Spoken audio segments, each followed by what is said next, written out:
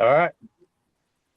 Hey, so Chris, welcome to the first SpecOps Solution Group podcast, as you'll call it, Zoom meeting, right? Um, uh, before we get into talks, I just wanted to take a second to, since this is my first one, kind of go into a little bit of background on myself, which will lead to you, right? Um, uh, so I did 27 years in the military, right? As a My first 3 years, I was in the fleet as a radioman, and then I went air crew, which is where I found you, right? Or you found me, right? And then I went EOD from there, right? And part of the thing where when I retired, I kind of lost that purpose. Going from jumping out of planes, diving, blowing things up, and saving lives and everything, I was missing that purpose, like a lot of vets do when they retire, right? So later on, I started doing some training and everything. I started seeing that uh, a lot of the training that they were doing was just focusing on being a good person, being a good leader. It was all really going around leadership, right? And so later on, that's where I like helping people. That's one of the reasons why I went EOD. A lot of people always ask me, why didn't you go SEAL? Because everyone in the Navy wants to be a SEAL, right? And to me, it was easy.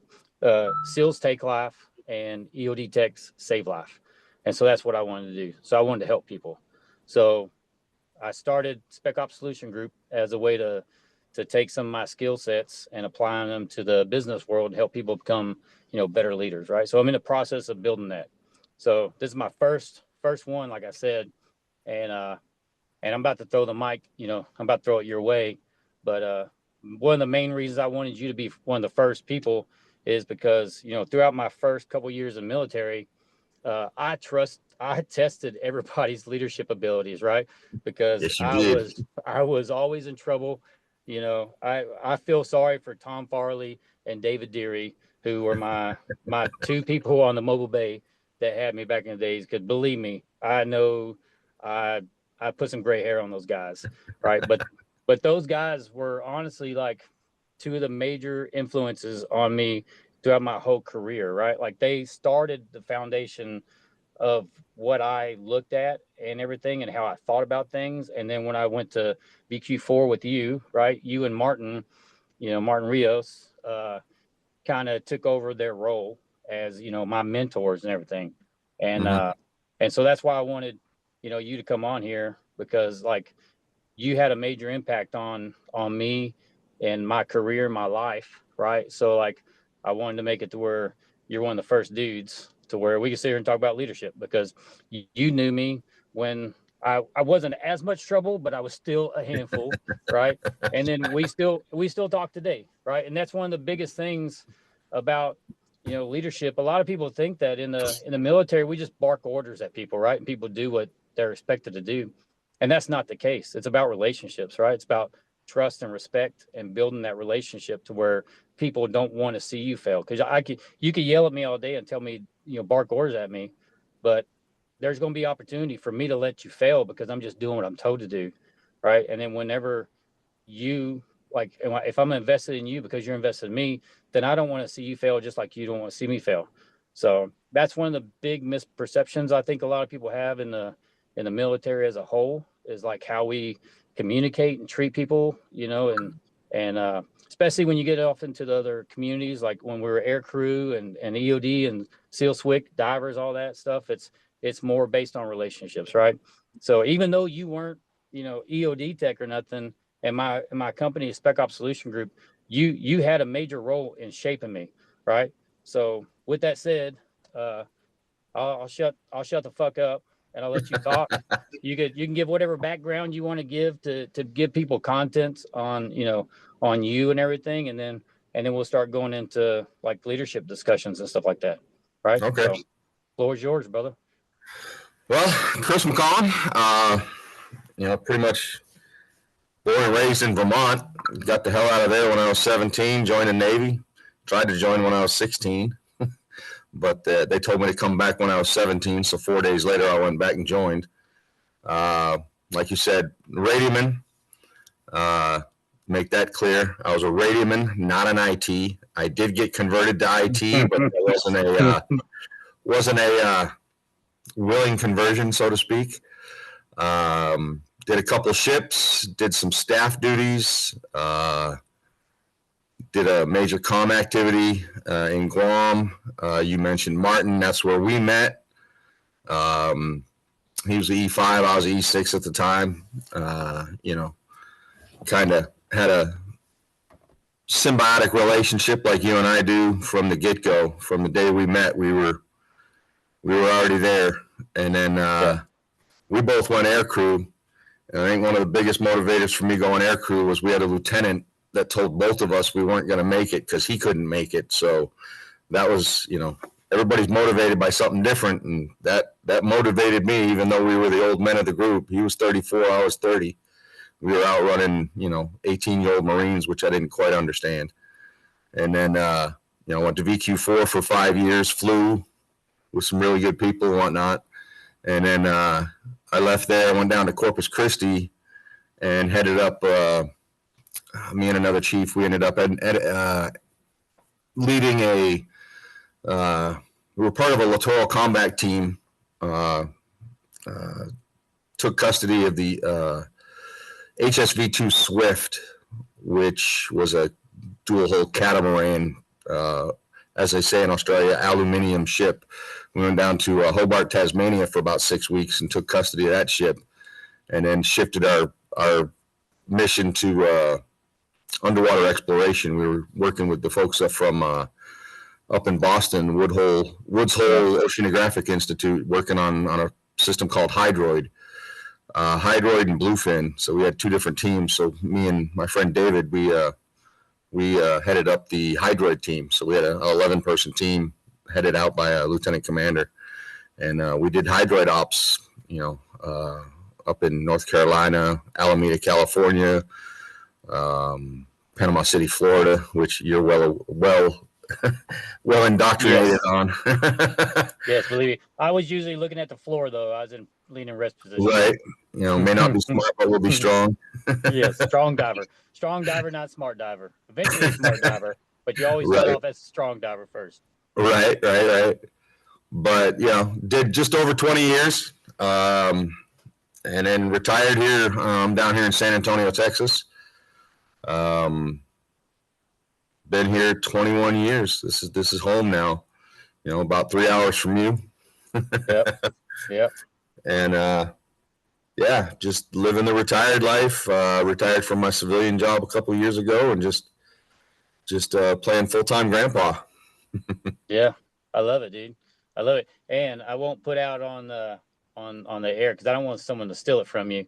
But when we were talking the other day, you told me what you were thinking about doing oh man, I think you should do it. And I think it'd be fun. Shirts like that. I think it'd be funny more than anything else. Yeah, I told Kelly what you're talking about, and she immediately said yes. She's like, we would drive down there and help them. She's like, well, I mean, anybody that spent time in Asia, I figure after 12 years in Asia straight, I mean, I went overseas at 18, came back at 30. Yeah. Guam, Japan, Philippines, Singapore, back to Guam, and then finally came back to the big island called Oklahoma. Yeah. But, that's the same for us. That's the same for us. We, I did 27 years, and pretty much 16 of that was overseas, right? Yeah. And I love that, right? I joined the military to, I'm from the great state of Texas, and I joined the military to kind of go find myself and get away and everything else, right? But I eventually ended up coming back, but I wanted to go live somewhere else on Uncle Sam's dime, because and a lot of people, they wait till they retire and they get old. And, when you start getting old, the older you get, the more health problems you have, the less mobile you are. And so get out and see the world while you're young. And then your kids be able to experience that kind of stuff and everything. It just makes them so diverse. And you look at things a totally different aspect, because you're not, restricted to everyone else's opinion of certain things, because you've got out their bubble, right? So you look at the world in totally different, lens through than what everyone else does, right? Yeah. So, but like you said, the kids, I mean, all three of my kids were born overseas. Yeah. Be able to take them back to where they were born and they can see that culture, you know. Our son was born in the Philippines and both our girls were born in Singapore.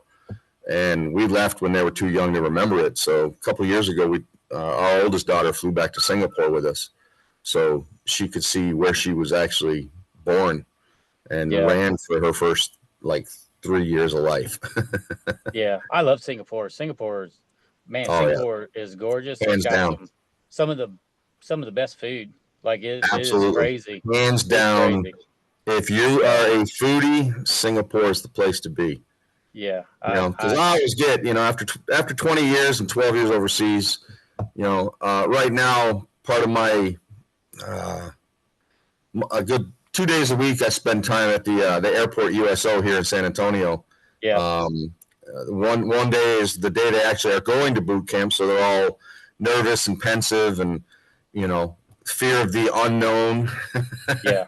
On their way to boot camp for Air Force, because the Air Force boot camps are here.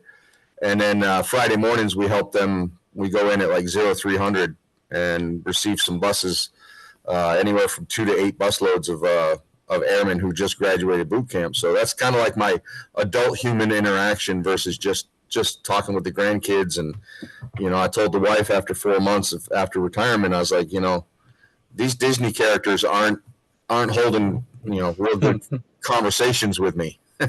Yeah. I said, I need some adult human interaction. So that's when I started volunteering at the USO. So it's a way to give back.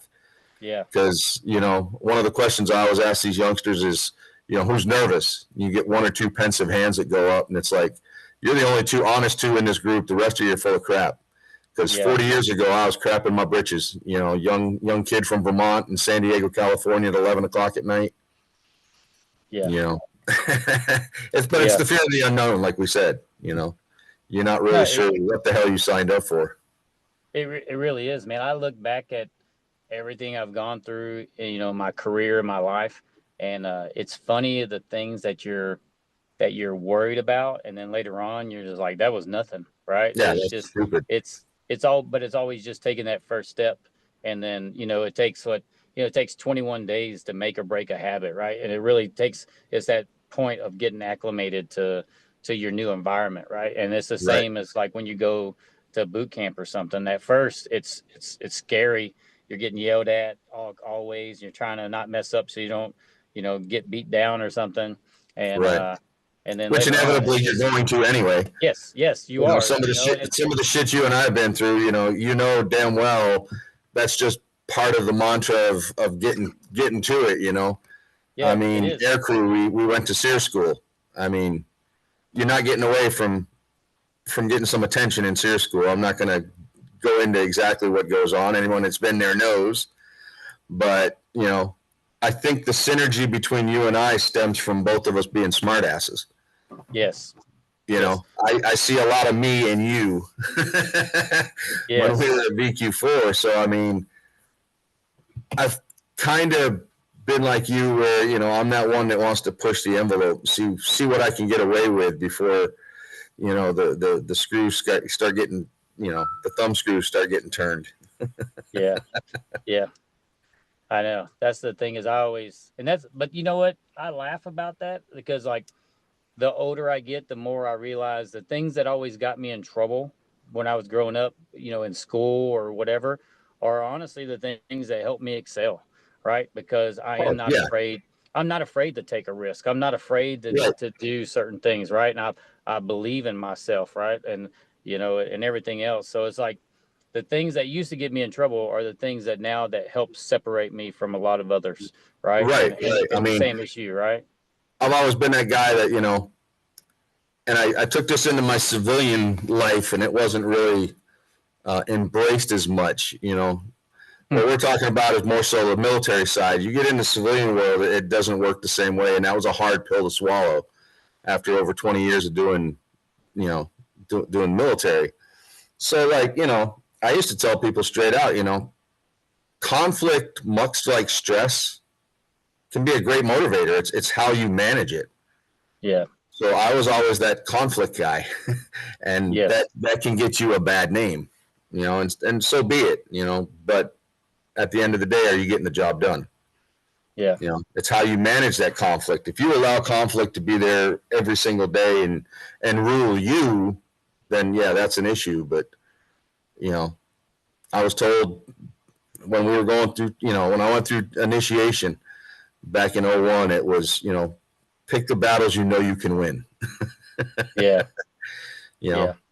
Not saying don't fight a losing battle, but know your limitation. Know when to cut bait, so to speak. Yeah, you got to know when. You got to know when to stand your ground and when not. Because sometimes even when you lose, You win. you win, right? And Yep. that's the thing is you have to you have to have your values and your ethos and everything else that you stand by. A lot of people are always when they talk about values and all that kind of stuff, right? It's like what do you stand for? But really, it's really about like what are you willing to die for? Right, because like that's where your stuff's really tested, right, is when you are standing ground because it's the right thing to do or something, right? It's not when it's easy or convenient, it's when it's difficult, right? So but I wrote down some questions just to kind of help steer the conversation and everything, and I'll throw them out there whenever, but I definitely want to make sure we get to them. So anyone that's made it this far into the conversation, we spent like 30 minutes before we even started this trying to make everything work on the Zoom, right? Two So because ITs trying to figure out technology. Yeah, we're radioman, not ITs. So, but we took a while to get this going. So I don't know. Like I set the thing up for like an hour and a half, and so I don't know if it's going to automatically kick us off, or I don't think it will because I don't think so. I got like almost unlimited minutes on this stuff, right? So I don't think it's going to stop us, right? Right. But what I do want to get into like some of your thought process on certain things. So like the number one is just the generic, like, what does leadership mean to you? Like when you think of leadership, what is that? What comes in your head? Well, I mean, you can ask 1,000 people and get 1,000 different answers. There's textbook answers. There's the sailor of the quarter answer. Yeah. Bottom line, I used to have a guy in one of my duty stations. I'm not going to say where or what because we're still friends with some of the people from down there. But he used to say a lot of the times, "Use your friends, then run." Why the hell would you use your friends? Yeah.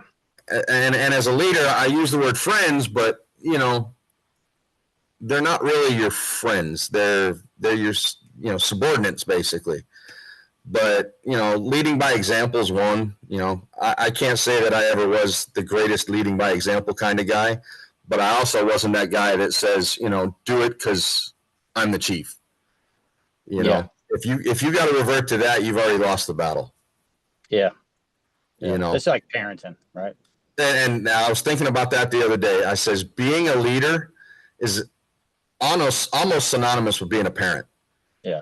You can't treat all your kids, regardless of how many you have, all the same. Each one of them is an individual, and you've got to individualize the methods in which I guess you could use the word motivate, but how you, I guess, are a leader or parent to your kid. Parenting's like leadership, and you've got to adapt different ideologies for different people. Like, me trying to get you to do something was a lot different than me trying to get somebody else at VQ4 to do something.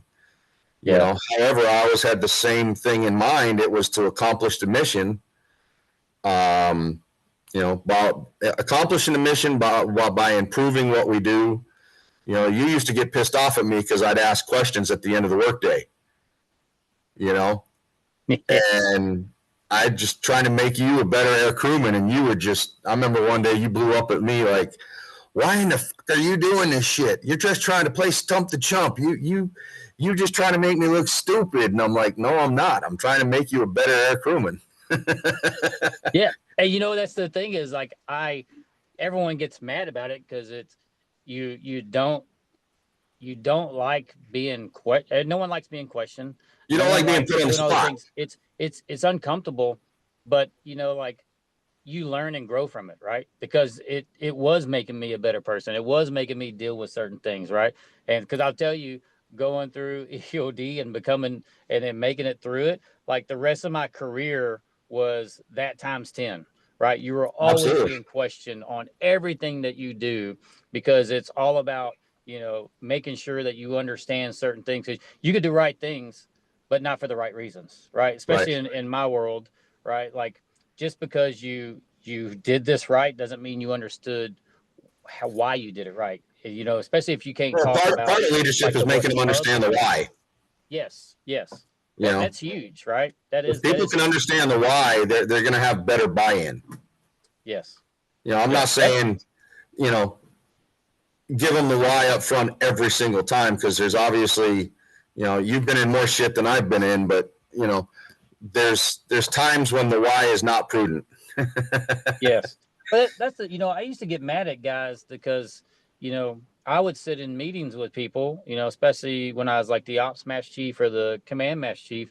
And I would explain the why to all these people in leadership positions so they can go back and push it to their people.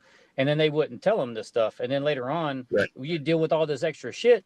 And then afterwards, I'd be like, "Hey, did you not tell them these things?" And they'd be like, "Well, no." And I'm like, No. "When you were younger, didn't you like to understand the why? Like, why do you think I tell you all these things? It's not just so Absolutely. you to know it. It's so you can go push it to all your people because exactly you need buy-in, right? Well, Like, you know as well as I do, there's people not just in the military but in life that I call them rice bowlers. They like to have all the yes, knowledge. They keep all the knowledge to themselves so they can be the one. And I was never that guy. I figured my philosophy was that if I could give everybody the knowledge, everybody's that much better. The organization's that much better. And maybe I won't get called upon so many damn times to fix the problem when everybody else knows exactly what I know. They know where the knowledge is coming from. So that's kind of your rice bowl. But sitting there holding all the knowledge in your own little, freaking, what is it, Gollum with the fucking ring. yes, yes, My precious. Um, you know, I was never that guy. I wanted to share the knowledge. I yeah, remember when I first got to my second ship, I was on the Reeves, USS Reeves in the Midway Battle Group. Yeah, I know, I'm fucking old. yeesh, yes, Whatever. That was your stomping grounds. Oh, Yokosuka, Japan. I got on board and I was a third class coming from a ship where we weren't allowed to play or adjust the transceivers, the settings in the transceivers. So I get on board this new command as a third class. They tell me to go down and mess with the transceivers, and I'm like, I don't know how to do it. And this other third class is like, you're a third class and you don't know how to do this. And him and I had a little discussion. yeah, And we ended up having I guess a good rivalry, while we were there. But, nonetheless, you do that, and it kind of pissed me off. yeah, I'm like, listen, you don't know my background. You don't know where I'm coming from. I wasn't allowed at my previous command to touch these things. We had to call the ETs. That was yeah, SOP. Don't dog me for trying to learn, yeah, but it was cool because I remember, going through EAW or ESWS, surface warfare qualifications on the ship, and it was a guided missile cruiser. So it was loaded for bear, yeah, one of those start at the stern and tell me, or start at the forecastle and, tell me every sensory and weapon system we have on board from stem to stern. yeah, yeah. Starting with the sonar dome, but And this is when you did it, it was before it was mandatory, right? absolutely. This So was like it was way harder. 1988. Yeah, so this is when it was way harder, right? And that's the thing Right. is once they started making it mandatory, they dumbed it down, right? Because now everybody needs to get it. So they kind of You not could that use they the term dumbed it down. I mean, yeah, making it mandatory was probably not in the best interest, kind of like a lot of the shit the freaking Navy does, yeah, you know. Does it look good for the ship to have a good majority of the ship qualified? Absolutely. They're better at what they're going to be able to do, but it was funny because prior to me getting my ESWS, the only two people that could sign qualification books were the LPO and the LCPO. Yeah. Once I got my qual, they weren't even allowed to sign. They were like, you've got the pen, you're going to sign. Yeah. That's the thing is I said dumb it down, but it's not that it dumbs it down. It's just, people start lowering their standards because they understand that they're trying to talk to a broader thing. Because back in the days, that's what made you break out and stand that out. Was your breakout, right? Absolutely. And then if you become a twin pin or a multiple pin, we served with a guy at VQ4 that swore he had every pin known to man. Yeah. And he paid for that in sarcasm. And eventually ended up getting out of the Navy, but that's not what we do it for. You know what I mean? Yeah. That's the thing. I started on mine, and I was literally like this close to getting it, and it was before it was mandatory. And one of my LCPO was like, Daniel, go down there and do it. You'll get it. Just do it. And but my ship was leaving early, and I was about to transfer early. And Daniel, being Daniel, had his self-doubt and says, I'm not going to be able to do it. Well, no. So that's the thing is I told him, I was like, I got this much time left on the ship. I was like, I'm not going to spend this time doing it. And I was like, because, I don't think it's going to be worth it, blah, blah, blah, blah. And this is when it was still worth 2 points for advancement. So I missed advancement by 1 point to E5. And I was like, in the ass. I was like, man. And then, but that was a hard lesson for me. Oh, I lost audio, bro. I can't hear you.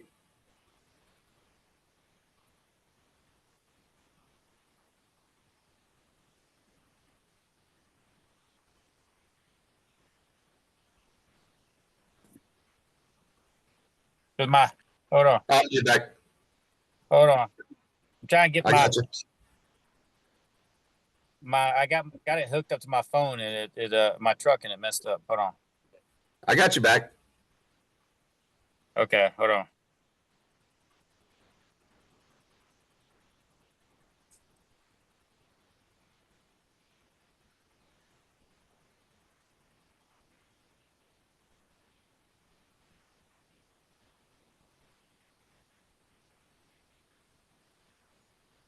Can you hear me now? Yeah, I got you. Yeah. So anyway, technical difficulties. But I literally like that stuck with me, right? The fact that, I always say that like leadership is taking your lessons learned, your hard lessons learned, and trying to make others not do it. And I was just thinking about this the other day. There was a guy, he was an EOD tech, basic tech, trying to get his, I was trying to get him to get his senior pin before he got out, just so he'd have that to fall back on in the civilian world when he got out, and he didn't want to do it. And I kept harping on him about it. And he thought I was trying to trick him to where we could be like, gotcha, and make him stay in the Navy, right? And he just wasn't hearing me.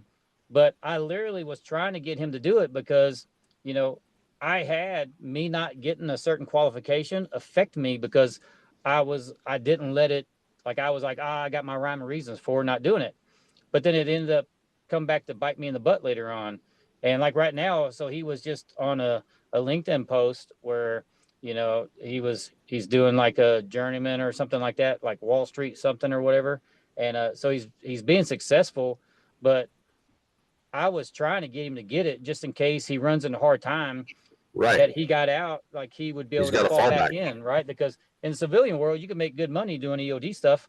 But if you got out, if you come up, told me that you were in the Navy for this long and you were a basic tech, I would question like why you didn't get your senior tech stuff, right? But you also got those people where you could try and lead them by your examples, but you're always going to have the stove touchers. Yes. Don't touch the stove because it's hot. And what I'm going to do, I'm going to go over and touch that stove just for myself. It's hot. Oh yeah, I tell everybody all the time, you got knowledge and experience.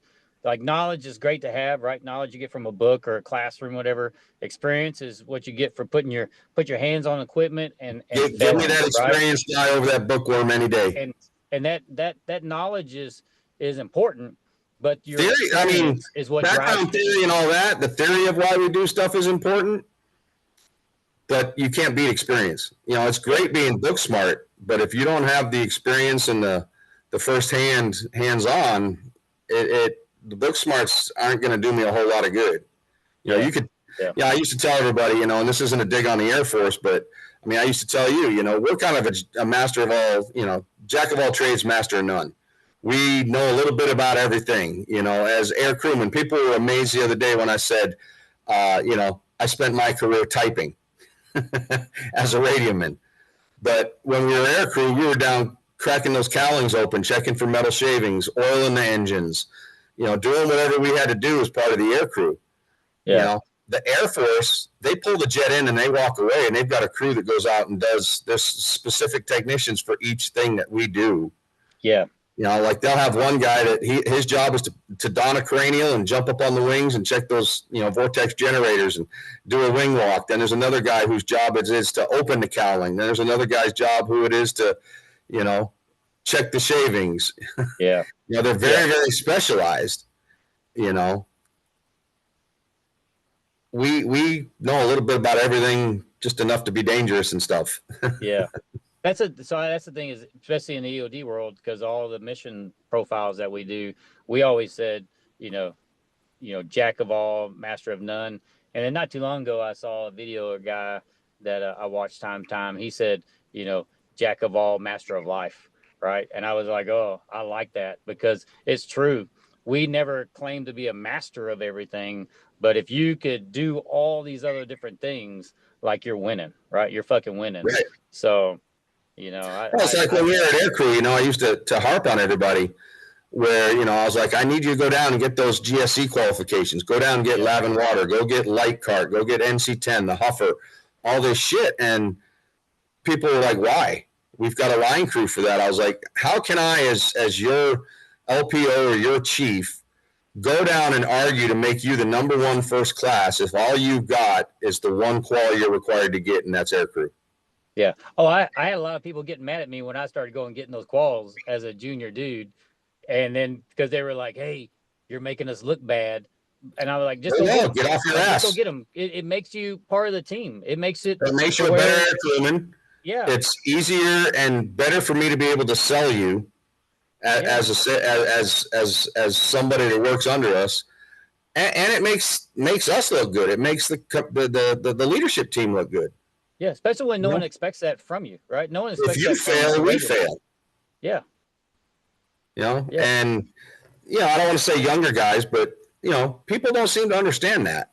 You know, I'm not here to play stump the chump or try and trip you up or, you know, knock out your chicklets when you fall down. I'm here to boast you up. And, I mean, I told you on your check ride, when we did your check ride up in, where the hell were we? I think we flew Newfoundland. Yeah. You were in Newfoundland. You're trying to sneak your fucking books off the jet. And I'm like, put that shit away, not realizing you had passed your check ride. Yeah. But by no means did I make your check ride easy. Yeah. No. I didn't give shit away. And that was one of the questions I was asked when I was going to be a NATOPS instructor. Are you going to have a hard time failing guys? And I was like, no. But my goal is to make it where they're going to succeed, and then they're going to feel good about them succeeding. I know you felt like a bag of turd leaving that jet. And then when we got to the hotel and had to brief and I said you passed, you were in awe. You were like, holy shit. That's the thing, is because I put you through your paces. But that's the thing, when you care, that's one of the things, like, so one of the things with, like, being in the spec ops community is, like, and I already kind of started that mind shift type thing, is like, we always say a lot of people train to get it right, and we train to never get it wrong, right? And that's one of the things is y'all put me through the ringer. So, like, as if I'm not meeting the mark on every little thing, you're always analyzing, like, what could I have done? What should I have done? All these different things. Because that's part of the leadership, is owning that you fucked up. owning that you need to improve. And the moment you become, stagnant and you're content with where you're at, and then you're not, you're kind of, that's where you start failing to me, right? Then Because it you makes you never a come better to a leader place. by doing that. Yes, it does. So It keeps like you sharp in your trade because, let's face it, there's guys that, they'd rather just sit at that number one seat and eat crackers and cheese yeah, and do it because I said do it. You know, yeah, I was never that no, guy. I like to have my hands on. I mean, I used to, coming from a tech control world in the radioman world, where we're fault isolators and finding out what the issue was. It's kind of hard for me in the aircrew world because the ATs thought I was trying to take their job. And I'm yeah, like, no, I'm trying to make your job easier. If I could tell you it's either this component or this component, so you don't have yeah, to pull 15 components, that to me, that's teamwork. yes, I had a yeah, specific senior chief that didn't feel that way. He thought I was infringing on his little world of the rice bowl, if you will. yeah, And where we were at kind of, I don't know, it was different because their whole philosophy wasn't, oh, let's troubleshoot it down to this piece of gear. It was, oh, if it's these two, let's just remove and replace. So you never yeah, really know what the hell happened. yeah, I didn't come from that world at tech control. It was, you want to fault isolate it down to a gnat's ass, fix that component and move on. yeah, yeah. No, that's the thing is it. In order for you to do certain things, other people have to allow you to do that, right? So like the Have to ATs, allow you to fail. yeah, that's the thing is like they look at it as a threat. And that's the one of the things I always try to tell everybody is like, I don't look at anyone really as competition. I look at you as as my companion, right? So if we could work with or through each other, right, then Absolutely. we're winning, right? There's ways to benefit both of us. There's ways to communicate and work, collaborate. Like too many people try to, the whole rice bowl. So before EOD and SEALs and SWIC and divers and all those became rates, we didn't compete against each other for, advancement and stuff within the Right. command we did. But then You when were we still went out, competing. I mean, it's big back in the Navy. day, it was source ratings. So, I mean, you got a guy that we had a guy, my first ship, we had a guy, he was a first class. He was a SEAL qualified, who had been with the teams. I think something medical happened or whatnot. He went recruiting for 5 years. So he came to the ship as an RM1 and had never worked a day as a radioman, yet he was getting ranked against all other radiomen. Yeah. Because back in the day, before the ratings came about, EOD rating and special operator rating and all that, they were in, you guys were in source ratings. Yeah. Bosun's mate, radioman, corpsman, and all Yeah. that. So you were actually competing against the cats that were actually doing the job. But that's the thing is in the past, we didn't always look, we shared knowledge, right? We always shared knowledge. I need you to know stuff, right? Because if you don't understand this and know this, I potentially die from it, or you potentially die from it. Absolutely. So we always shared knowledge and we always taught each other and everything. And when EOD and all the other ones became rates, I was worried that we were going to all start doing the rice bowl thing, but we didn't, right? And that's because everyone understood the consequences of trying to do that, right? And in our Right. world, the more of a team player you are and everything else, that shows that you understand leadership, that you understand all those things because you're willing to share and teach and do all these different things, right? And not try to rice bowl that stuff, because a lot of people rice bowl it because they want to be important, right? Right. But that's not the case. To me, it's like people want to be needed, but you want to be wanted but not needed, to me, right? So you want people to want you around, but you don't I want mean, people to need inevitably, you. every single one of us that served is replaceable. Yes. Yes. You know. And that's like, no shit, that's one of the biggest things is like in my world, like when I went EOD, you wanted everybody to know it, because if I had a bad day and say that I got vaporized, I got hit by an IED or something, I got guys still on scene. People are going to come Right. down and do things. I need my team members to know how to safely, clear my area and get everyone off the X and everything. So like Right. that's one of the biggest things is like, as soon as you, in our community, like as soon as you get out of school, you already start thinking like how to lead up to this point, because I need you to be able to do that in case there's a bad day, right? Right. So like that's the reality. And in the big military, like a lot of people don't think like that. In the free world, in the civilian world, people don't always think like that either, Right. right? But you want people to be able to perform in your absence, like Right. whatever Absolutely. reason you're absent, right? Yeah. Why? Whatever reason. Yeah. Yeah, You need to. I was just, I've always heard the term, training my replacement. yeah, yeah. I mean, You it's know, reality. absolutely. I mean, I'm that old guy now. I'm that guy that, should be sitting on the porch just waving at people as they go by, you know.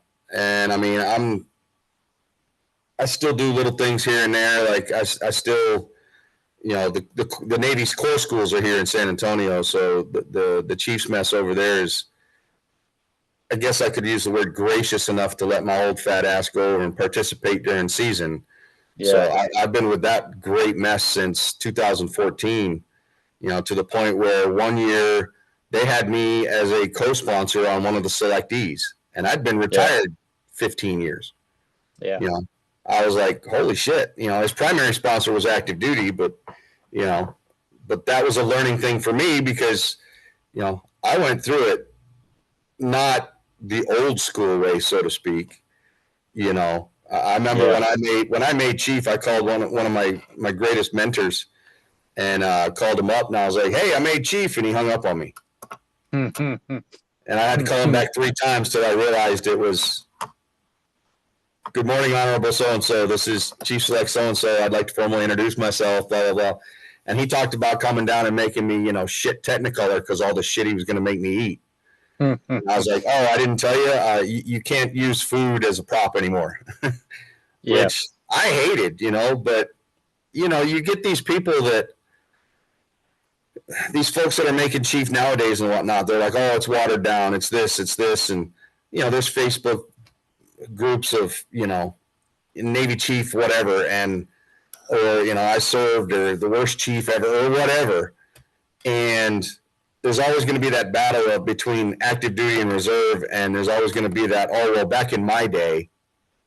yeah, And I kind of hate that term, because what you went through is going to differ. It's the same but differ from what these guys go through now, these guys and gals. Yeah. Now, I would say now they get more quality training than what we got. You made chief when? in 7, 8. Yeah, so I mean, it was still a lot of push the ground, shine my boots. Yeah, yeah, It was more. I don't want to say games because it's not a game, but we didn't get back in 01 when I made it.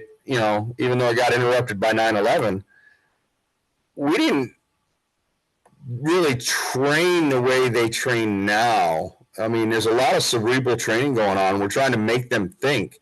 So it's great that I get to be able to sit in on that because that's the kind of stuff I didn't get. And yeah, I'm not here being Joe Navy or nothing because my time. I tell them all the time. I was like, the Navy is all about tradition. I'm part of that tradition. You've got old, you've got now, and you've got the future. And I was like, you guys, you have the honor of being in the now and the future. I'm the past. My time is done. I mean, I can't even be recalled if they need because I'm past. I realized the other day I was helping an airman at the airport close his sea bag because he couldn't get it closed, and I got the sumbitch closed, and he's like, "Oh my God, sir, thank you so much. It took 4 of us to do that." And I was like, "I've been doing this 40 years. I've been dicking with fucking sea bags for 41 years. If I can't close a sea bag, I got a goddamn issue." yeah, yeah. It took 4 of you guys to do this? And I was like, holy shit, I just told him I've been doing this 40 fucking years. Yeah, When did I yeah, become the old guy? yeah, yeah. And that's one of the things, the like to circle back on the quality training that they're getting. When I started getting in charge of like training for like season and everything like that for chiefs, chief selects, like I told everybody all the time, I'm like, hey man, if you're here for a power trip, because this is the one time a year you get to yell at people and do this and that, like Pac saying, I'll like need you. we're trying to make people better leaders. We Yeah. need better leaders. We need them to do these things, and then like, and this is a time for all of us to bond and do all this stuff. So like you're trying to welcome them in. So show them who you are. Don't yell and Right. scream and do all this stuff to them. Like, let's get quality training. Like I always hated it when Hand it to I them, would, but make yeah. it difficult. Well, no, that's the Make thing them is think. the training is difficult, right? But the games, all the stupid stuff that came along with it, Right. like, hey, let's cut that shit out and let's actually, because so many times people come walk in and they get kicked out, walked in, kicked out, and then training don't happen, and then you never Right. really get to cover the training. A lot of the times the training Right. would be horrible anyway, and Right. but if you give valid training, then hey, let's get to the meat potatoes. Let's make it to where everyone walks away. Everyone, even Right. the Chiefs walk And away. what I've liked that we've done the past couple of years here is the training takes precedence. Yes. Yes. The fucky games come afterwards, so to speak. Yeah. Let's get the training done. We try to make it where we don't interrupt the training. If they're gonna lead themselves down a rabbit hole, let them go down that rabbit hole and then dig yourself out. Yeah. I always would tell everybody, like, every season, as soon as we start, I would literally get with all the selects and I'd be like, hey, this is not us against you, right? This is us doing all these different things, right? And I was like, no matter that, I'm going to sit here and tell you it's not us against you. Y'all are always going to make it a us against you thing, because that's your mentality. You think this, so you're going to do these things. And a lot of them, especially if they're a spec ops guy, they think they're going to get beat no matter what, right? And there's times where you're going to do things, right? But it's gone away from that kind of stuff, right? So it is like, hey, I want you to show that you care, and you do all these different things, right? So that's where, like, put some thought into stuff, right? And that's one of the biggest things that too many people think that they don't take it serious. And you're like, hey man, like, you're about to start leading a platoon at a different level, right? And I had a lot of failures my very first platoon as the LCPO. Like, I had so many failures, unreal. I had a senior chief that my OIC was a prior. He was a senior chief, and he had did 3 platoons as the LCPO before he got commissioned. And so, like, I was coming off a shore duty my first time I had a team, so I'm rusty. And I got, back in my days, majority of guys were fleet returnees. Nowadays, I got majority of guys straight out of boot camp, and they had already been training and everything before I even got on there. So I had so many lessons learned, it was unreal. And then I applied my lessons learned to my next platoon and everything else. It's like we were talking earlier, is everybody learns by different things. Everybody's motivated by different things. If I tell you can't do it, that may be your motivator. Yeah. Somebody else may need, I hate to use the term, might need their hand held, but you may have to do a little bit of hand holding. Yeah. Come on, let's go do this. A little bit of coddling and a little bit of, leading them to water type of thing. Yeah. And that's the thing. That's the thing too, is like, you have to, you have to adapt. As a leader, you got to figure out what makes everybody tick. And absolutely. Then you apply it. Right. So many people say, treat people like they want to be treated. No, you treat people like people, right? So everyone's different. Or treat people like you want to be treated, right? That's the thing. Treat people like you want to be treated, and that's not the thing. To me, it's you treat people like people, and then, like, you figure out each person, what makes them tick, and how you need to communicate to them all, right? So you can't, like we started off the conversation earlier talking about being a parent and stuff. You can't treat everybody the same. It's not going to work out, right? There's guys I had in my career that I could walk up to you and be nice to you all day, and it's not going to accomplish anything. The minute I walk in there and kick a door in and put my foot in your butt, now all of a sudden you do all these things. Yeah. And I'm just like, why couldn't you just done that at the beginning? They're like, I don't know, man. That's just the way I am. And they're not mad at me. That's just the way they operate. It's just the way they operate, right? And look at our crew. I mean, we had guys that Their philosophy was, I got the post-mission report out, I'm going inside. And I literally walked in as a trainee one time, and one of the ACSs were sitting there eating cereal. Yeah. While the rest of the air crew was out putting the jet to bed. Yeah. I mean, I was a trainee, but he was an E5, I was an E6. I was like, listen, that jet ain't to bed till everybody's walked away, to include the flight engineer. Get your shit and get outside. Well, I already did my job. I said, no, you didn't. If the jet's not to bed, you didn't do your job. Yeah. You know, you did your portion of what needed to be done, but your job's not done. Yeah. Yeah. You know, No, I wanted to learn as much as I could. I love being crawling all over that thing, up on a vertical stabilizer, in the engines or whatever, you know. yeah. That's the thing, is because you want to be value added, right? Value added to the team, right? And like you said earlier, you weren't the easiest guy to lead. I know I wasn't. Oh, even as fucking E6, man, I was getting pulled in the kitchen sometimes, you know, Yeah. due to, you know, I don't want to say personality conflicts, but, you know, my smart ass mouth, you know, and I've always had one, and I still do to this day, you know. In my later years, I've tried to, you know, a leader needs to be humble. Yes. And a lot of people forget humility is a very important trait, you know. Nobody wants to look bad. Yeah. But sometimes you got to take it a bite of that shit sandwich and just wash it down with some humility and walk on. Yeah. Yeah. No, I was laughing because you said the shit sandwich. I used to tell people all the time, because, you know, people will come up to me and tell me all the time that it's, when you're telling someone to eat a shit sandwich, right? It's all about delivery. Who's telling you and how they're telling you, right? Because if it's someone that you don't respect and they come and tell you to eat that thing, you're going to be like, throughout my career, especially in my career, I had people come to me all the time, need me to do said thing for the command or whatever. And I would literally, if someone I didn't respect came up to me, I'd be like, why can't you do it? Why can't you blah, blah, blah, you know? Right. And then, why me? Yeah. And then as soon as, especially I would be doing all these other things. And then, but if it was someone I respected, you know, I'd be like, oh, okay, cool. But I tell people all the time, you can tell me eat that shit sandwich, but it has all to do with, you know, with delivery. Because if the right person comes up and tells me, hey man, I need you to eat me this shit sandwich, and I made you some fries and I put some usually sauce on it. And that like, person's usually going to be like, hey, listen, we need to eat this shit sandwich. Yes. Yes. Not you. It's I'm gonna be sitting there right next to you eating that shit sandwich with you. Yeah. And that's what a lot of people don't grasp, right? They come and deliver the message wrong, or they send the wrong person to do it.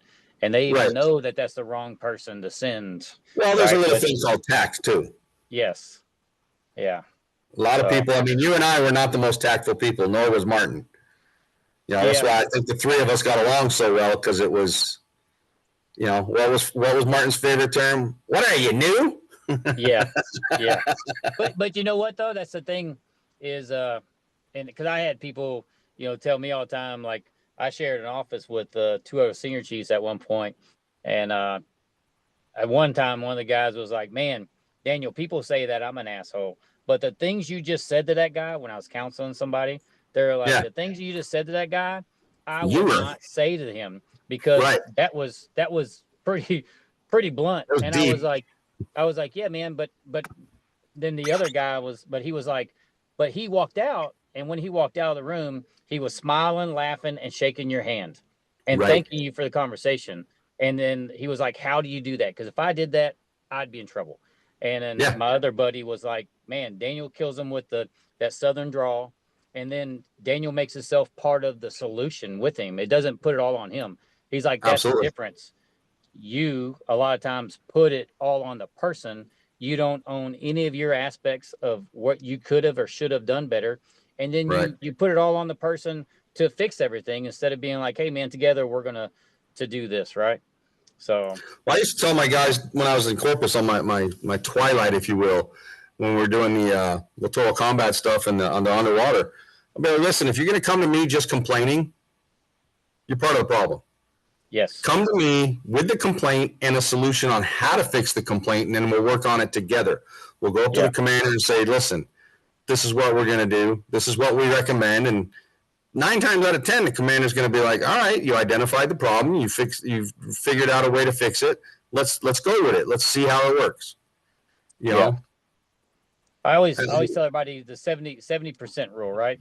So if you identify a problem and you get it to a 70%, rate where you're comfortable with things, then when you go approach someone in a leadership position, they only got to close that gap, right? So especially for me, when I was a command master chief or ops master chief, people would come up to me with problems, and then I'd be like, okay, we'll go do this, this, and this, and they'd be like, well, I'm like, well, you just came up to me like it's a problem, and it's a problem you're concerned about, but you want me to do all the work, so you get it to here, and then have a little bit of buy-in.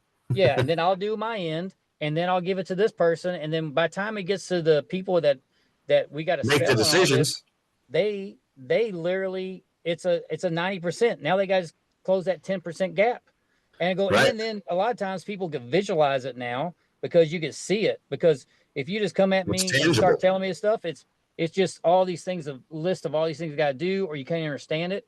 But then if you make it and then you bring it to them, now everyone's going, oh, okay, yeah, cool. I totally support that. And it also makes it where it's, if you're not coming with a solution, it's like, oh, what's he bitching about now? Yes. Yeah. There's an adverse to it is all he does is come up and bitches about shit. Yeah. Well, that's the thing is if it's a problem, if it's really a problem, you're going to do the work to fix it, right? If it's not a problem and you're just a complainer, then it's just bitching for the sake of bitching. There he goes again, right?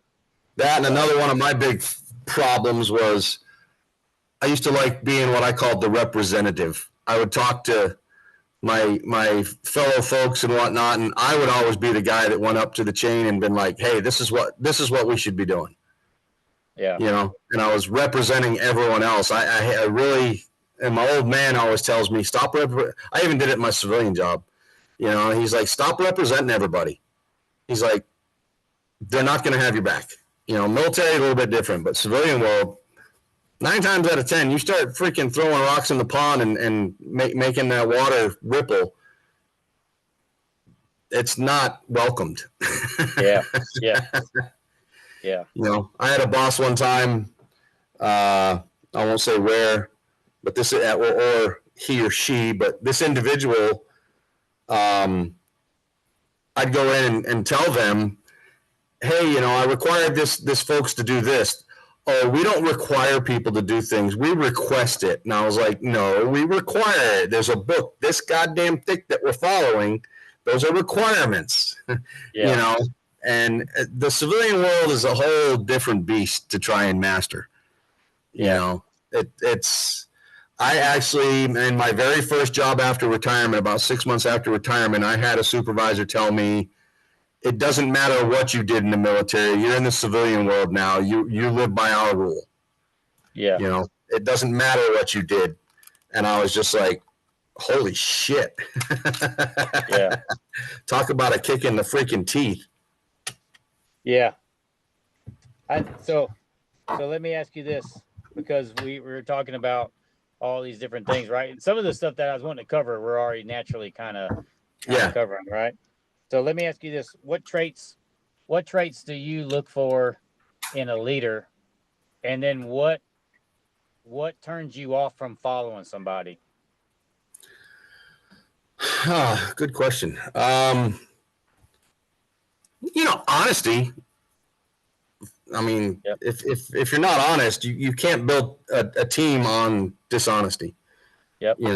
Be honest with your folks. You don't always have to give them everything. But I used to hate when people would come down, and this even happened in my civilian job, where the bosses, the head shed would be like, we need to do this. So they'd come down and it was, oh, well, the director says we have to do this. No, bitch, make the order your own. Yes. Yeah. Make it your own order. You're in a leadership role. I don't care if the head shed do it. Make it yours. Yeah. But I mean, you've got to be able to make quick decisions. You've got to be relatable. You know, if you're just sitting up there on your high perch, you know, being little Lord Farquaad, you know, that ain't, to me, that ain't getting it done. You know, we alluded to it earlier about the whole, you know, do it because I said it, do it because I said I'm the chief, so I'm telling you to do it. You've already lost the battle. Yeah. You know, so you know, there's honesty, there's integrity, leading by example. You know, I kind of led with the things that turned me off, but you know, and you have to be, like I said, you have to be adaptive. You know, you got to be willing to have continuous development. You know, you don't want your troops to become stagnant in what they do, especially in the world you were in. You know, you know, I don't know that much about it. I know, you know, things go boom. Yeah. There's so many different ways things can go boom.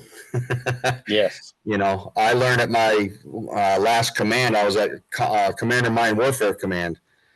I didn't know. I thought a mine was a mine was a mine. You know, you got one of those horned, you know, what is it? A horned array mine floating in the ocean. Yeah. Okay, that's a mine. I didn't know there was all these other different types of mines that, you know, magnetic and this and that and counting and, you know, the technology is constantly changing. And if you're just living off one thing and not continuously developing yourself, you're going to be left in the lurch, man. Yeah. You're going to be 9-figure Charlie. Yeah. That's the thing. That's one of the things in the spec ops community was you got to be continuously learning, and it better not be Billy said. It better be this pub, this reference. Like you better be Right. learning and studying, right? So yes. And that's what I used to try to do. Like when I was stationed in Singapore, and I was trying to get one of my E5s to understand why they had to do what they had to do. Quoted the pub. They told me I was wrong. Then they told me the pub was incorrect. Yeah.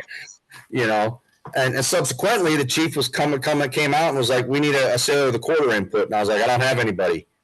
He was like, that's a direct result of your leadership. I was like, so be it. But I don't think we have anybody that rates being put in for SOQ. I was never one for just putting in a name to put in a name. And my chief had me put the name in.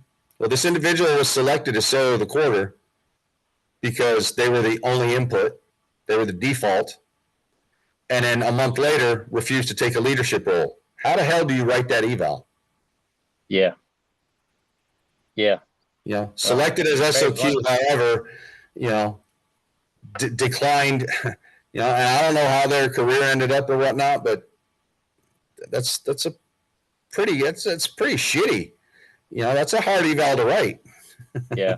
So that's the thing. So like when you talk about sailor quarter and stuff, I'm all about recognizing everybody, right? And so like for me, I always told everybody all the time, like I don't care if you submit somebody or not, but it better not be a lack of your willingness to write up a paper, right? So it better not be on your part. If you come up and tell me, hey, no one on my team did these things, any of these things, cool. So if you're not going to submit somebody, you better come tell me why. And then and how you're going to fix it and how you're going to get it ready for next time. Exactly. Because especially like, I know what your team, like, especially when I was running ops, I know what your team did. I know what your team did. I saw your guys. I did all these things. So I have a grasp of everybody's doing around the command, right? And then even and especially as a CMC, I know all these things, and I could tell you all this stuff about your platoon and your people.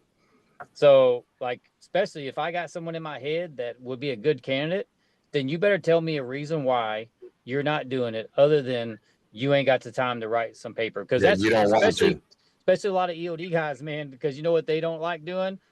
Paperwork. And they try to put words on paper, and I'm just like, hey, man, and I would do things to make it easier for them. I gave everybody templates. You know, I gave them examples. Absolutely.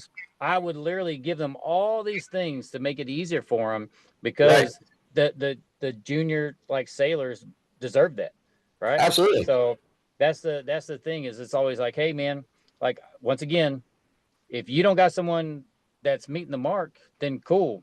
But I find it hard to believe that's always the case, right? And then Right. don't come at me at the end of the year and tell me that your guy is the #1 sailor at the command when you didn't put him Sitting there in first class any. rankings. Yeah, you're at rankings, and you're telling me how he's the #1 E6 at the command, but you never submitted him for sailor of the quarter. You never put him Right. in for any of these things.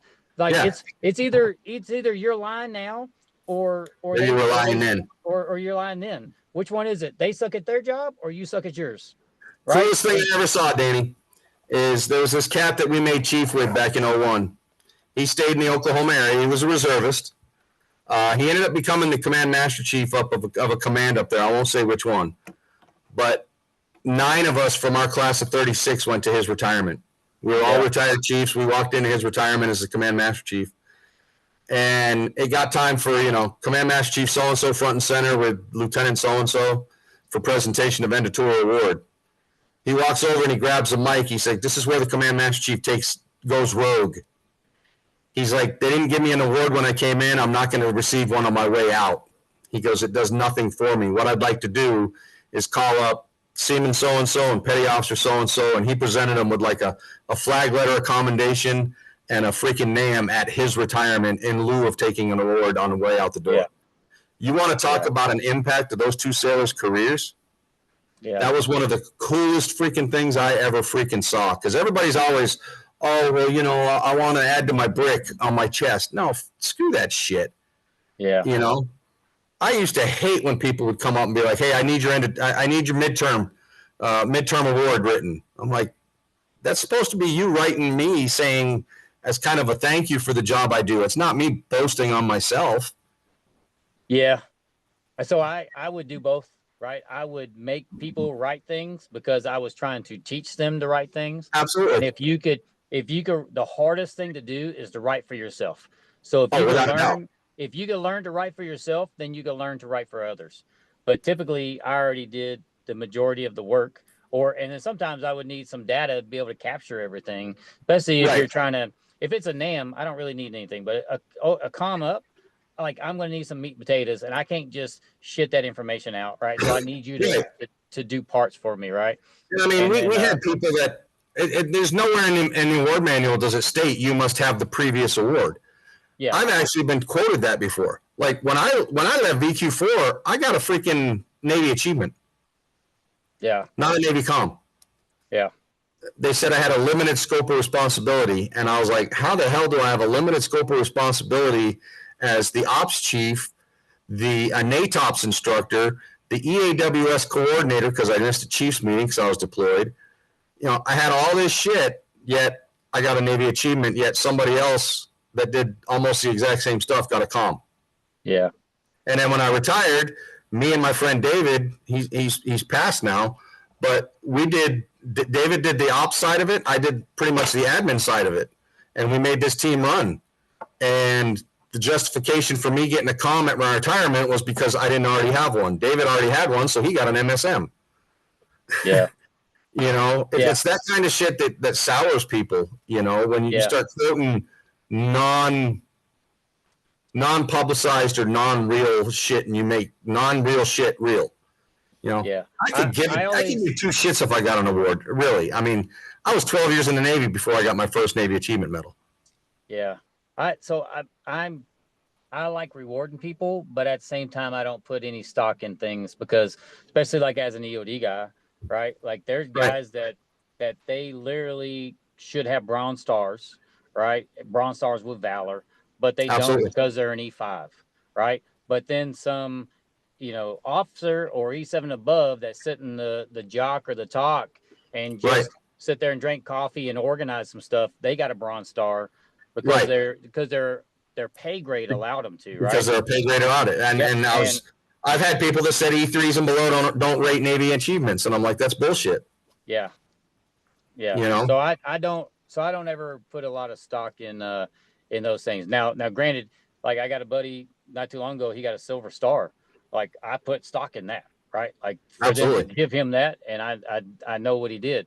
So that's awesome, right? And there's a lot of other EOD guys and SEALs and everybody else that probably merit those things, but they don't do them because it is not something you just want to hand out, right? But Right, there's a lot of exactly. guys. There's a lot of guys that literally should have a lot of other different awards, but they don't because of their pay grade, right? Right, Like right. I've seen it. Well, I've seen it, and I know for me personally, there was times where I was on one of my mine countermeasure teams, and we're doing into tours for our deployments, and I put my LPO in for a comm, and uh, and I put all this justification down because he did all these things, and right, then I was in the awards board representing him and everything, and that they were like, well, if he did all these things, where's yours? Let me see your award. And I was like, oh, and right. they're digging through the pile looking for It's my not about award, me.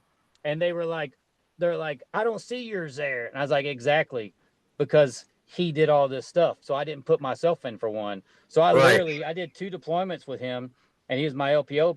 He was my LPO on one of them. I got him.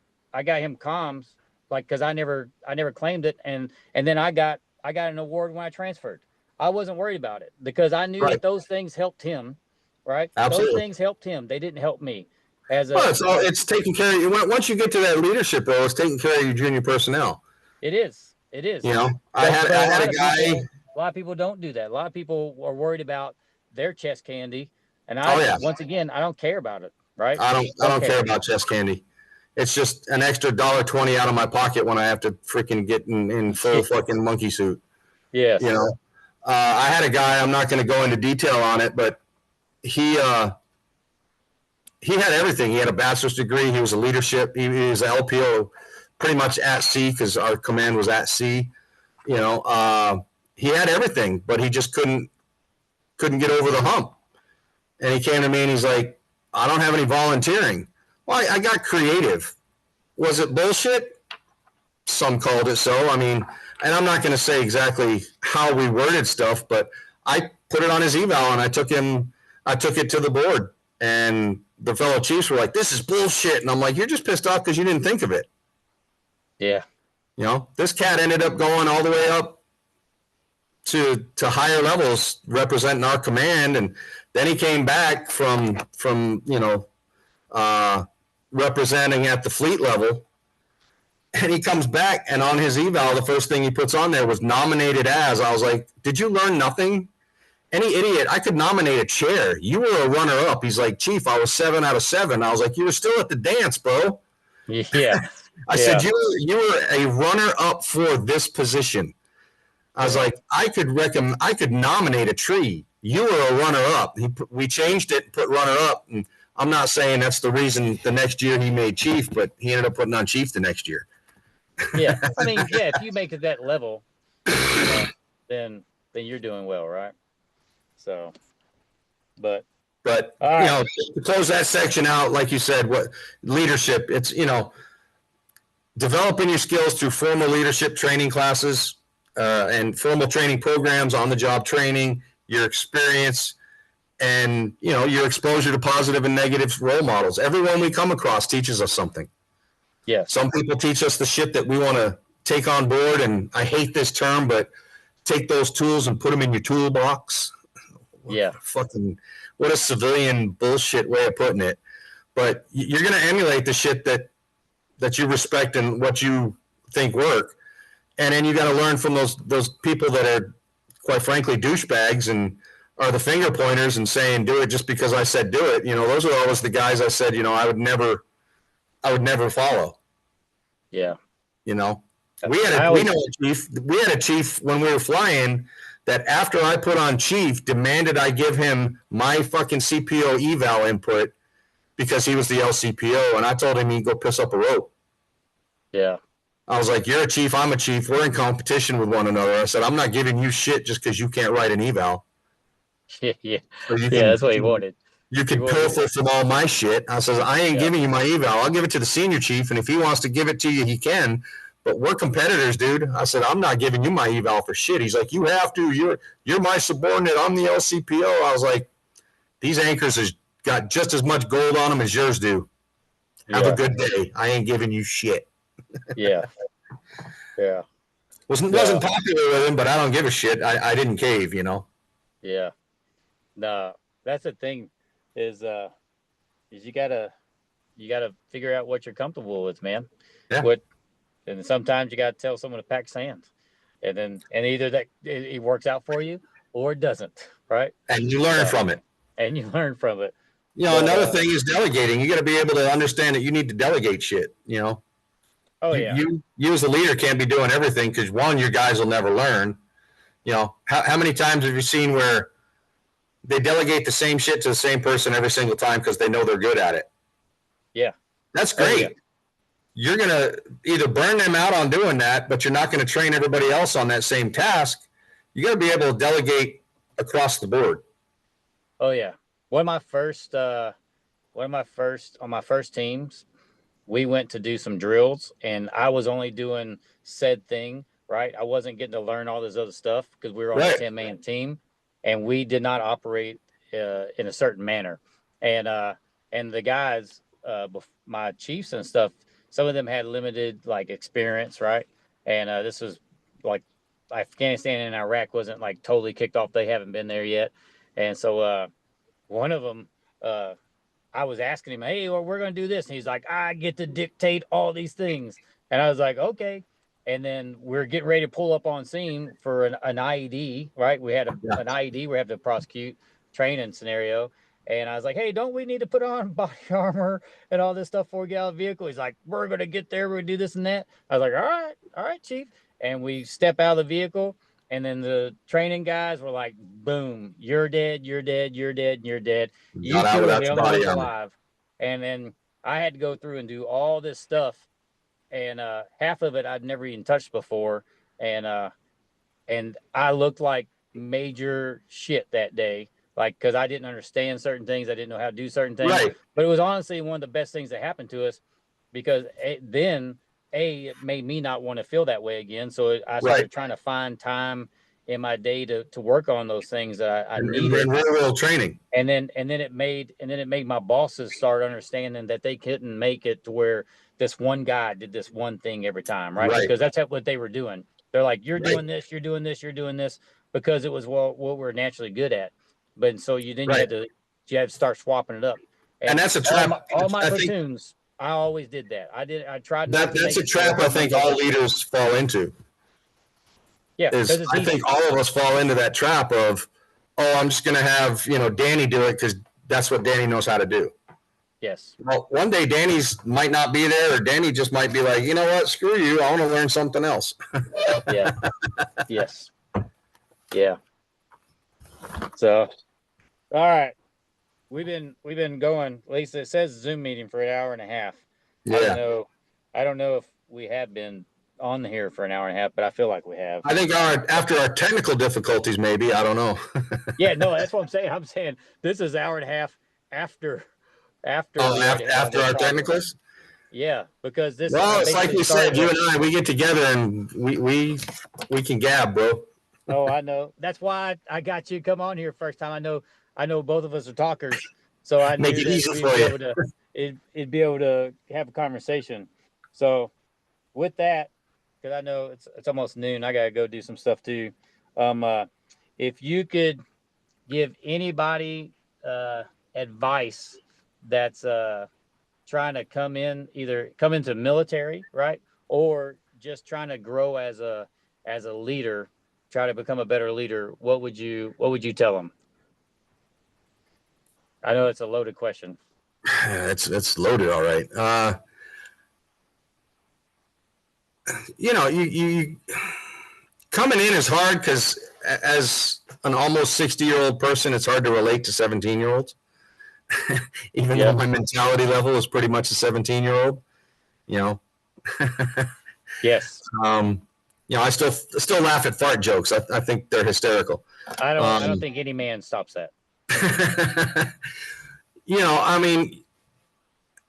Working with the Air Force kids when they come in, I always talk to them every week, and I try to tell them the same thing. I'm like, listen, wherever you go, whatever you do, make it your own. Don't listen to other people. Other people are going to have different experiences. And you may walk in. I can guarantee you, almost every ship I walked into, they were like, welcome to hell. Yeah. And I'm like, well, thanks for that, but let me figure out that this is hell on my own. Yes. you know, and what do they say? Your present command, your last command is always your worst command or some shit like that.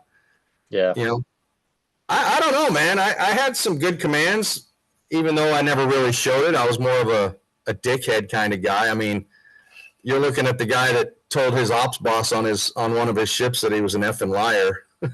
Here I'm an Yeah. E5 and he's a lieutenant commander, and I just in front of everybody called him a fucking liar. That didn't end well, but I never ended up in front of the man because my chain of command took care of me. Yeah. You know, I would probably say two of the best leaders I ever had were in Japan. My last ship on the Reeves,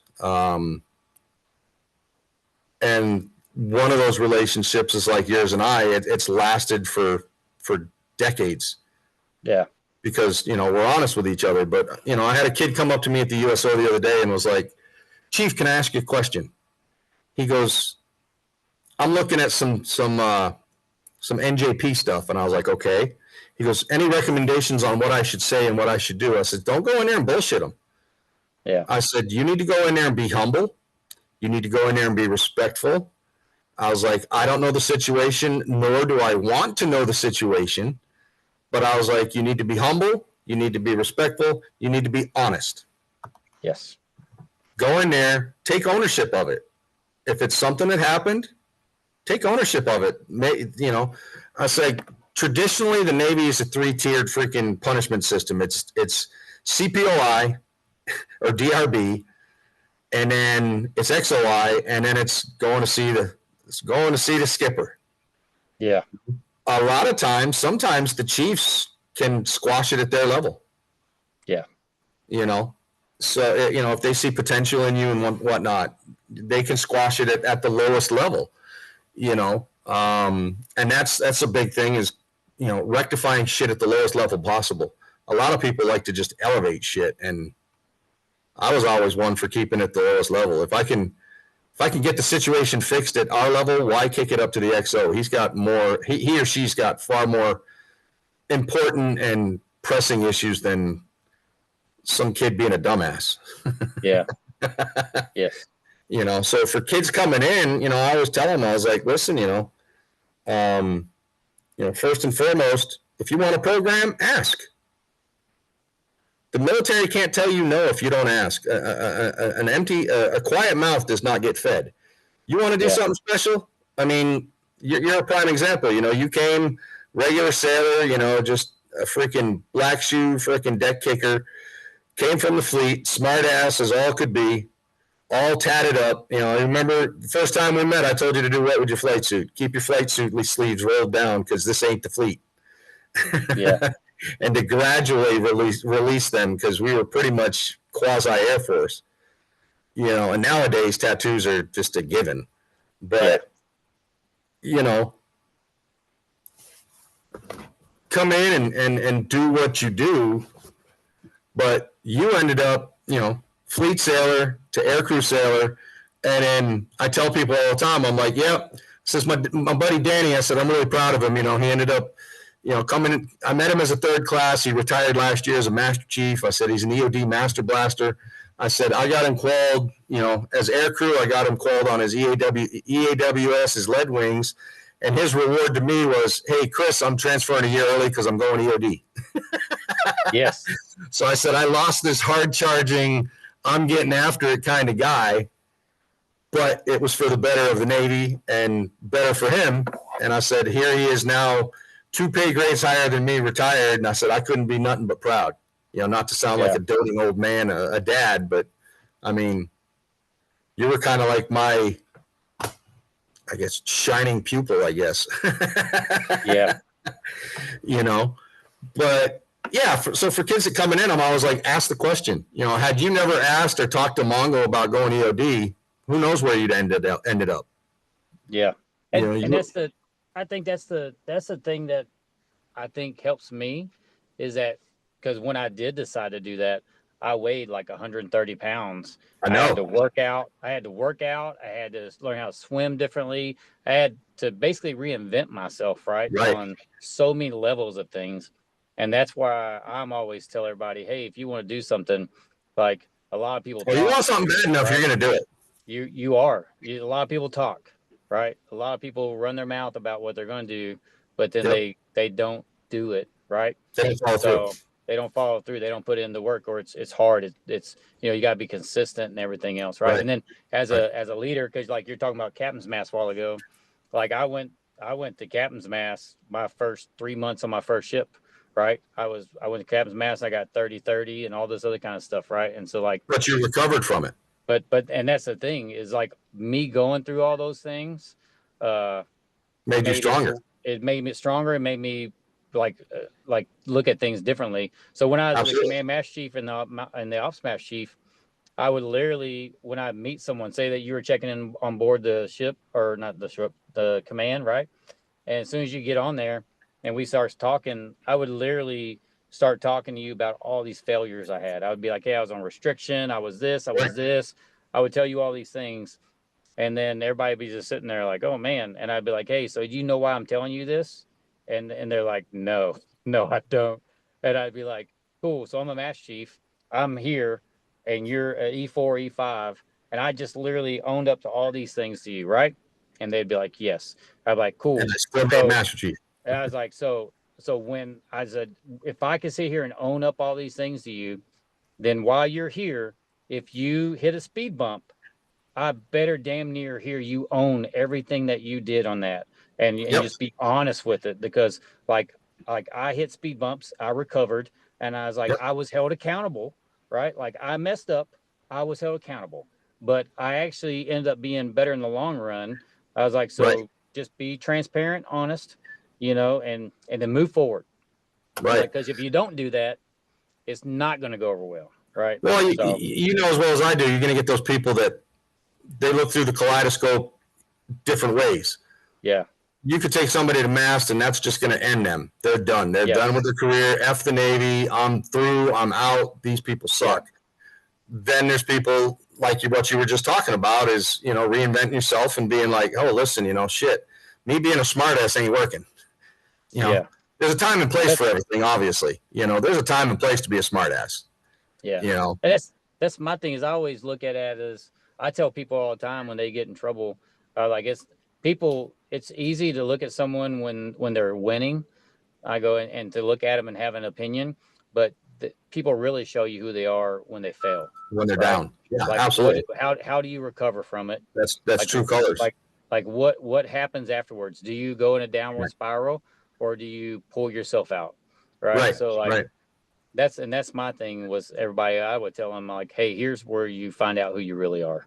Right. And that's what I would always love when I did the SpecOps recruiting. I would take guys that are physical and mental breakdown portion, right? And I'd make them real comfortable with me, because once they started getting, physically, mentally broke down and they were comfortable with me, that's when I would start seeing their true character. Right. That's when you get a good assessment of somebody. Absolutely. Of is this someone we're looking for in the community, or, oh, nope, there it goes. He's not a team player. He's not this. Like this and that. Like, cool. Thank you for showing up. What we're looking for. Yeah, I don't care. You could do, this many push-ups. You're an asshole. You can do 1,000 push-ups, but if you're in it for you, you're not what we're looking for. But like I was saying, I always tell these kids, ask the questions. Ask. I had this one young lady one day. She was like, well, I want to become a pilot. And I said, who's stopping you? She goes, well, and I was like, you are. And I put my finger to her forehead. I said, the only person that's stopping you from becoming a pilot is you. Yeah. I was like, if you want it bad enough, you'll make the sacrifices that need to be done to get it done. But, ask the question. And then if they tell you no, ask if there's a waiver. Everything's waiverable. Yes. I came in EOD at waivers. You know what I'm saying? There's a good friend of ours that went to that went to freaking air crew on a waiver. Yeah. I'm a firm believer in that. Who's in the background making noise?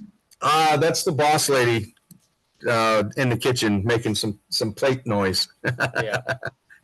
But you think I'm gonna yell at her? Hell no, dude. I know No. I am not yelling at that woman. She comes up here, I'm turning off and I'm leaving. But anyway, she says all I want is some coffee. yeah, I hear you. But anyway, I'm gonna go ahead and let you go, man. It's like 12:10 almost. But hey, I appreciate you. coming on Absolutely, here. Danny. I would, I'd do anything for you, bro. I mean, shit, we've been friends now since, fuck, when did you get to Tacoma? 299, 2000? 99. Yeah, 99. Some shit like that. Yeah, it was You 99 know, when I got there. you Yeah. met the wife before you met me. Yep. She loves you. Yep. No, I love you guys, man. But no, I want to thank you for thinking about me being the first one. That text you sent me years ago, I still got on my phone. Like I said, I don't want to sound condescending or nothing, but you're a class act, bro. You're a winner. You won it. Yeah. I'm happy we came in contact. I'm glad we stayed together. Yeah. All the shit me and Martin put you through, you came out like a fucking diamond, bro. Yeah. I can't be nothing but proud of you. Yeah. No, I appreciate it, man. That's why I wanted to have you guys on there, right? So, because you guys played a role in who I became, right? So I appreciate you guys, man. Absolutely, brother. But we'll have to do this again sometime soon. I'm gonna try to start getting guys to do this periodically, right? Yeah, and maybe circle back with people here and there to kind of go on different things. And so when I'm done with this, I'll stop recording here in a second, and then I'll see how it turns out. I'll watch it back and see how it goes, and I'll add some contents to it and everything. And I'm not even going to try to count how many times we cussed on this. Right. So I know it is what it is, bro. My pen will run out of ink, man.